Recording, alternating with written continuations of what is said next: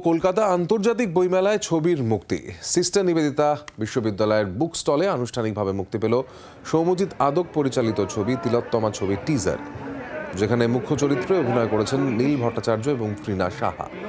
পাশাপাশি এই ছবিতে মুখ্য চরিত্রে রয়েছেন পরাণ বন্দ্যোপাধ্যায়। ছবির অন্যতম দুই অভিনেতা ঋতব্রত মুখোপাধ্যায় ও রাই দাস। বইমেলার মাঝে ছবির টিজার মুক্তির অভিনব ভাবনায় আবেগ আপ্লুত তারা। দিন কয়েকের মধ্যেই মুক্তি পাবে এই নতুন ছবি তিলোত্তমা। ডেফিনেটলি প্রতি বছরই টেকনো ইন্ডিয়া গ্রুপ এবং সিস্টার নিবেদিতা ইউনিভার্সিটি এই বইমেলাতে আমরা থাকি, আমাদের স্টল থাকে এবং এখানে আমাদের আজকালের স্টল থাকে এবং এটা আমি বইমেলার সঙ্গে যুক্ত প্রায় 40 বছর।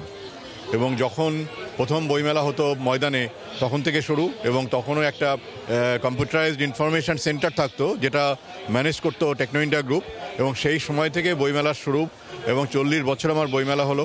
এই বইমেলার সঙ্গে আমার নিবিড় সম্পর্ক, একটা মানে প্রাণের সম্পর্ক যাকে বোঝায়। এবং এখানে আমার খুব ভালো লাগছে যে আমাদেরই একটা ছবির টিজার সেখানে লঞ্চ হতে পারলো, এত মানুষ সেখানে রইলেন, সাক্ষী রইলেন, সেটার খুবই আনন্দ দেয়। কারণ আমার মনে হয় যে এই বই পড়া, সিনেমা দেখা, নাটক দেখা, পেন্টিং দেখা, নাচ গানের অনুষ্ঠান, এইটার একটা যে ভালোবাসা এখনও আমাদের মধ্যে ভীষণভাবে আছে। আমি চাই, এটা আমার ব্যক্তিগত অনুরোধ মানুষের কাছে, যে এই স্পিরিটটা যেন আমরা বাঁচিয়ে রাখি।